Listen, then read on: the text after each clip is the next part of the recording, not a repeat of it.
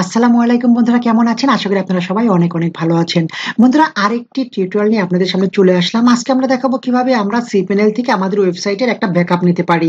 আর প্রত্যেকটা ওয়েবসাইটের ব্যাকআপ নেওয়া খুবই খুবই জরুরি। বিভিন্ন সময় বিভিন্ন কারণে আমাদের ওয়েবসাইটটা ডেস্ট্রয় হয় বা ক্ষতিগ্রস্ত হয় বা নষ্ট হয়ে যায়, অথবা যে কোনো কারণে ভাইরাল মেলের কারণে কিন্তু আমাদের ওয়েবসাইটের অনেক সমস্যা ফেস করতে হয়। সেক্ষেত্রে আমাদের নতুন করে ওয়ার্ডপ্রেস দিতে হয়। আর আপনার যদি তখন একটি ব্যাকআপ না থাকে, তখন কিন্তু আপনি আপনার যে পুরনো ফাইল বা পুরনো যে আপনার ওয়েবসাইটটি ছিল লাইভ, আপনারা সেটা নিয়ে আসতে পারবেন না। এজন্য আপনাকে অবশ্যই অন্তত 15 দিন অন্তর অন্তর একটি ব্যাকআপ নেওয়া খুবই খুবই জরুরি। আর আপনি যদি একটা ব্যাকআপ রাখেন, তাহলে যে তারিখে আপনি ব্যাকআপটা রাখবেন, আপনার ওয়েবসাইটের যদি কোনো প্রবলেম হয়, তাহলে আপনারা সেই তারিখ পর্যন্ত আপনি পুনরুদ্ধার করতে পারবেন। সো একটি ব্যাকআপ ওয়েবসাইটের জন্য খুবই খুবই ইম্পর্টেন্ট। আজকে আমরা দেখাবো কিভাবে cPanel এর মাধ্যমে আমরা একটা ব্যাকআপ রাখতে পারি এবং সেই ব্যাকআপটা কিভাবে রিস্টোর করব সেটাও আমরা আপনাদের বলে দিব। বন্ধুরা, যারা এখনো ওয়েবসাইট তৈরি করেননি বা ওয়েবসাইটে কাজ করেননি, যদি মনে করেন যে আপনার একটা ওয়েবসাইট প্রয়োজন বা ওয়েবসাইট আপনারা কাজ করতে চান, ওয়েবসাইট থেকেও আপনারা ভালো রকমের আর্নিং করতে পারবেন। সো যারা ওয়েবসাইটে কাজ করতে চান, যদি ওয়েবসাইট বানানোর প্রয়োজন হয়, তাহলে আমাদের সাথে যোগাযোগ করতে পারেন। আর আমি বলবো, যারা ইউটিউব চ্যানেল চালান, অর্থাৎ ইউটিউব চ্যানেল আছে অ্যাডসেন্স অ্যাপ্রুভাল, তারা কিন্তু ইচ্ছা করলে তাদের চ্যানেলের নামে একটি ওয়েবসাইট ক্রিয়েট করে নিতে পারেন, বানিয়ে নিতে পারেন। তাহলে কি হবে, আপনার যে ওই ভিডিওগুলো ইউটিউবে পাবলিশ করেন, সেই ভিডিওগুলো এবং কিছু ডেসক্রিপশন দিয়ে কিন্তু আপনারা ওয়েবসাইটে আপনারা আপলোড করতে পারবেন। সেক্ষেত্রে আপনাদের ইউটিউব চ্যানেল এবং ওয়েবসাইট দুটি র্যাঙ্ক করার একটা পসিবিলিটি থাকবে। সো যাদের ইউটিউব চ্যানেল আছে, তাদেরকে রিকোয়েস্ট করব বা সাজেস্ট করব, আপনারা একটা আপনাদের ইউটিউব চ্যানেলের নামে ওয়েবসাইট তৈরি করবার চেষ্টা করবেন এবং সেক্ষেত্রে আপনারা অনেক ভালো বেনিফিট পাবেন ভিউ এবং র্যাঙ্কের দিক থেকে। যদি কারো বানানোর প্রয়োজন হয়, তাহলে অবশ্যই আমাদের সাথে যোগাযোগ করতে পারেন। আমরা আপনাকে যতটুকু সম্ভব সাহায্য করার চেষ্টা করব বন্ধুরা। এখন দেখিয়ে দিচ্ছি আমরা কিভাবে আমরা আমাদের ওয়েবসাইটের একটা ব্যাকআপ নিতে পারবো বন্ধুরা। এজন্য এট ফার্স্ট আপনাদের cPanel এ লগ ইন করতে হবে। আপনি যেখান থেকে ওয়েবসাইটটা বানাবেন বা কিনবেন, তারা কিন্তু আপনাকে একটা cPanel এর অ্যাক্সেস দিয়ে দিবে, ইউজার এবং পাসওয়ার্ড দিয়ে দিবে। আপনারা সেই ইউজার এবং পাসওয়ার্ড দিয়ে just cPanel A log in করবেন। ওকে, লগ ইন করার পর এট ফার্স্ট আপনারা যেটা করবেন, ব্যাকআপ নেওয়ার জন্য আমাদের প্রয়োজন হবে একদম ফার্স্টে দেখতে পাচ্ছেন ফাইল ম্যানেজার। ফাইল ম্যানেজার, আমরা জাস্ট ফাইল ম্যানেজারে ক্লিক করে দেব। ফাইল ম্যানেজারে ক্লিক করে দেওয়ার পর আমাদের cPanel এর অ্যাক্সেস চাইতে পারে। যাই হোক, আমরা আবার লগ ইন করছি। আমরা জাস্ট ফাইল ম্যানেজারে প্রবেশ করলাম। অ্যাকচুয়ালি বন্ধুরা, আমাদের যে ওয়েবসাইটের যে ওয়ার্ডপ্রেসের ফাইলগুলো, এই ফাইলগুলো সাধারণত আমাদের থাকে public_html, অথবা এখানেও ক্লিক করতে পারেন, এখানেও ক্লিক করতে পারেন public_html। আমরা যদি এখানে একটা ক্লিক করি, তাহলে আমাদের এই ফাইলগুলোই হচ্ছে আমাদের ব্যাকআপ ফাইল। দেখতেই পাচ্ছেন এখানে যে ফাইলগুলো দেখতে পাচ্ছেন, এই ফাইলগুলো অ্যাকচুয়ালি আমাদের সাইটের ব্যাকআপ মূল ফাইলগুলো। এটাই, এখানে আমাদের সমস্ত কন্টেন্ট এবং আমাদের ডিটেলস এখানে আছে বন্ধুরা। এই ফাইলটিকে আমাদের কিভাবে ডাউনলোড করব? এই ফাইলটিকে ডাউনলোড করার জন্য আমরা এট ফার্স্ট যেটা করব, আমরা এখানে দেখতে পারেন সিলেক্ট অল নামে একটি অপশন আছে। আমরা যদি এখানে একটা ক্লিক করে দেই, আমাদের সবগুলো ফাইল দেখতেই পাচ্ছেন এখানে সিলেক্ট হয়ে গেছে। সিলেক্ট হওয়ার পরে আমাদের এটাকে আগে কম্প্রেস করতে হবে। এজন্য আমরা যদি এই কর্নারে দেখতে পারি কম্প্রেস নামের একটি অপশন আছে, তাহলে আমাদের এই ফাইলগুলো সবগুলো ফাইল একটা কম্প্রেস করে একটা জিফ আকারে আমাদের দিবে। সো আমরা এখান থেকে কম্প্রেস করে নিচ্ছি। জাস্ট এখানে ক্লিক করলাম। ক্লিক করার পরে আমাদের উপরে দেখিয়ে দিতে হবে জিফ আর্কাইভ। জাস্ট আমাদের এটাকে সিলেক্ট করে দিতে হবে, জিফ আর্কাইভ। এখানে সিলেক্ট করার পর আমরা কম্প্রেস ফাইল এখানে একটা ক্লিক করে দেবো বন্ধুরা। জাস্ট এখানে ক্লিক করে দিলাম। আমাদের এই ফাইলগুলো একটা জিপ আকারে আমাদের নতুন একটা ফোল্ডার ক্রিয়েট করে আমাদের দিয়ে দিবে।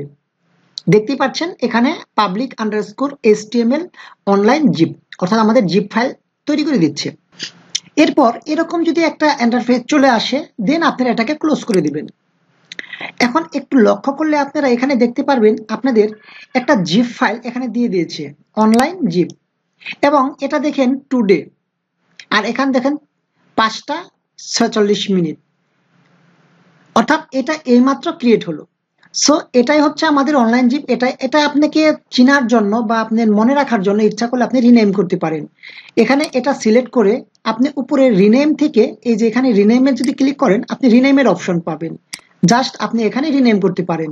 আমি এই ডোমেনটার নামে আমি এটা রিনেম করে নিচ্ছি। আমি জাস্ট এটা রিনেম করে দিলাম। এখন দেখেন আমার এটা রিনেম হয়ে গেছে।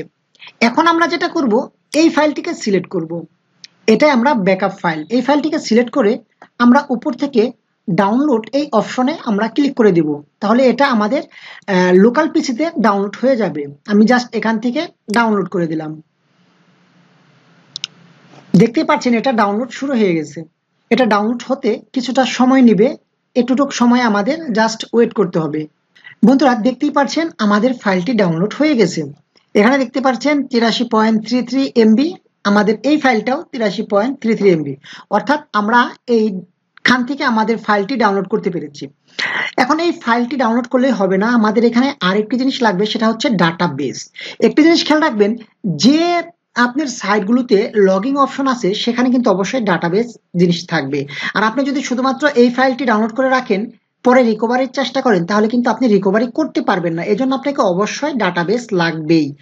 আর ডাটাবেস ছাড়া আপনার এই ফাইলগুলো রেখে কোনোই লাভ নেই। সো আপনারা এই ফাইলগুলো ডাউনলোড করার পর আপনারা ডাটাবেসটা ডাউনলোড করবেন। আমরা বন্ধুরা এজন্য একটু নিচের দিকে যদি আসি, তাহলে আমরা একটা ফাইল দেখতে পারবো, wp config php। অর্থাৎ এই ফাইলটার মধ্যে আমাদের ডাটাবেসটা কি নামের ডাটাবেস সেটা দেখা যাবে। যদি আপনার অনেকগুলো ওয়েবসাইট একই সিপ্যানেলে থাকে, তাহলে কিন্তু আপনাদের বুঝতে কষ্ট হবে যে আপনার যে ফাইলটি নামাইলেন এই ফাইলটির ডাটাবেসটা কোনটি। আর এটা চেনার জন্য আপনাকে জাস্ট এখানে যেতে হবে config ডট পিএইচপি তে। আমরা এটা সিলেক্ট করার পর আমরা যদি এডিট অপশনে যাই, তাহলে আমাদের এই পপ আপটা খুলে যাবে। আমরা এখানে এডিট করে দিব। আমরা যদি এডিট অপশনে আসি, এখানে আমরা কিন্তু দেখতে পারবো, দেখেন আমাদের এখানে ডাটাবেস নেমটা দিয়ে দিয়েছে, এই যে ডাটাবেস ওয়ার্ডপ্রেস, আমাদের এই নেমটা হচ্ছে এটা, লাস্টে 893। অর্থাৎ আপনার লাস্টের যে অংশ, এই অংশটা আমরা যদি একটু টুকে রাখি, আমরা এটা কপি করলাম, আমরা এখানে এটা রাখলাম wp893। এটাই হচ্ছে আমাদের ডাটাবেস নেম।